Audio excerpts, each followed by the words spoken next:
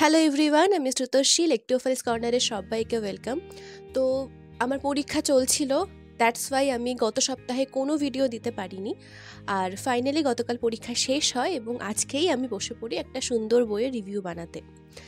যে বইটার কথা আজকে বলবো, এই বইটা আমার গত বছরে কেনা শেষ বই ছিল পত্রভারতী থেকে। আর সেটার আনবক্সিং ভিডিও আপনাদের সাথে শেয়ার করেছিলাম, সুতরাং বুঝতে পারছেন কোন বইয়ের কথা বলছি। তবে এই বইটা আমি ভেবেছিলাম একটা অন্য ভাবে, মানে অন্য জিনিস ভেবে বইটা আমি কিনেছিলাম, বাট বইটা পাওয়ার পরে মনে হলো বা যেটা দেখলাম সেটা একেবারেই আলাদা ছিল। তবুও বইটা আমার বেশ ভালোই লেগেছে।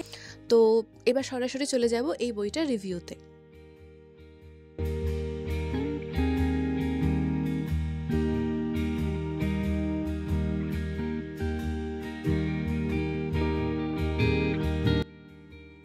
তো আজকে আমার হাতে যে বইটি রয়েছে সেটি হচ্ছে সুচিত্রা ভট্টাচার্যের শুধু প্রেম। এই বইটি পত্রভারতী থেকে প্রকাশিত।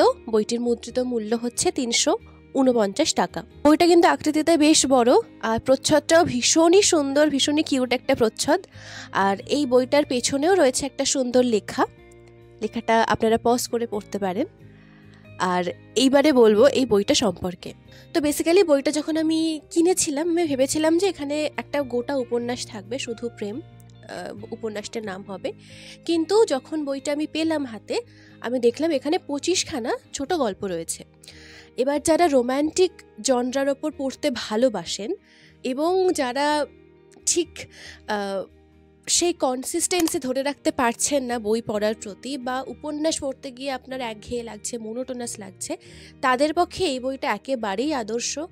এবং বেশ অনেক দিন পরে আমি একটা ছোট গল্পের মধ্যে রোম্যান্টিক জনরার ওপর একটা বই খুঁজে পেলাম, সুচিত্রা ভট্টাচার্যের এই বইটি। এবং এই বইটা কিন্তু 8 থেকে 80 সবাই পড়তে পারেন। এবং যে যে সময়কাল নিয়ে লেখা এই বইটা, বা যাদের কথা এই বইতে ফুটে উঠেছে, সেটা সত্যি ভীষণ সুন্দরভাবে লেখিকা বর্ণনা করেছেন। শুধুমাত্র যে আমাদের বয়সী ছেলেমেয়েদের কাহিনী তা নয়।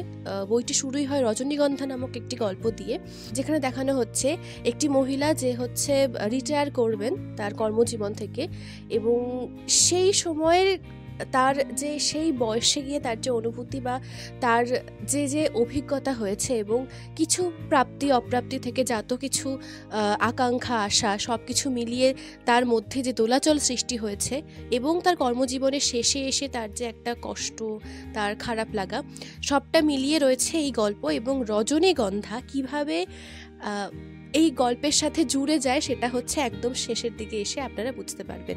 তো এরকমই প্রত্যেকটা সময় নিয়ে প্রত্যেকটা মানুষের বিভিন্ন বয়সের সীমানা তিনি মাথায় রেখে প্রত্যেকটা গল্প লিখেছেন।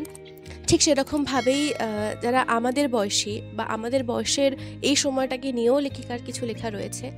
তো এই 25খানা গল্পে কিন্তু আপনারা বিভিন্ন মোড়ক দেখতে পাবেন, বিভিন্ন সময়ের মানুষের কাহিনী দেখতে পাবেন, এবং তার সাথে বেশ কিছু ভালো অনুভূতি থাকবে।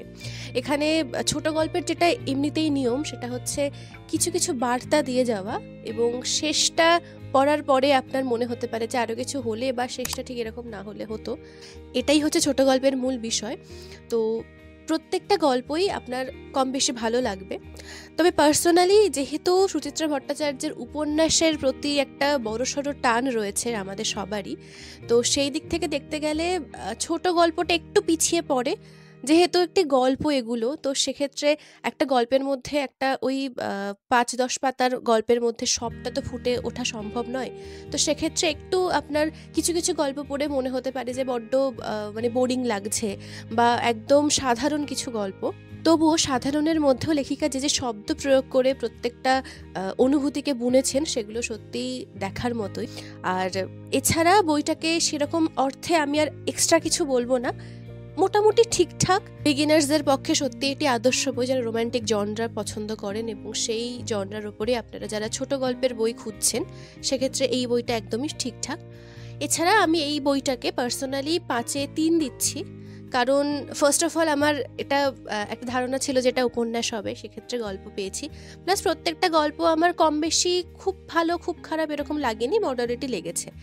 এবার আমার অপেক্ষা ওনার লেখা অন্য উপন্যাসের দিকে যাওয়ার। দেখা যাক কেমন লাগে সেই প্রত্যেকটা উপন্যাস, এবং প্রত্যেকটা উপন্যাসে কিন্তু আমি আপনাদের সাথে শেয়ার করব রিভিউ সহ। আর বাদবাকিটা দেখা হচ্ছে অন্য কোনো ভিডিওতে। আজকের রিভিউ যদি ভালো লেগে থাকে ছোট্ট করে লাইক, কমেন্ট, শেয়ার, সাবস্ক্রাইব করতে ভুলবেন না। অবশ্যই আমাকে ফেসবুক আর ইনস্টাগ্রামে ফলো করে দেবেন। আর দেখা হচ্ছে খুব শীঘ্রই সামনের সপ্তাহে। সবাইকে টাটা।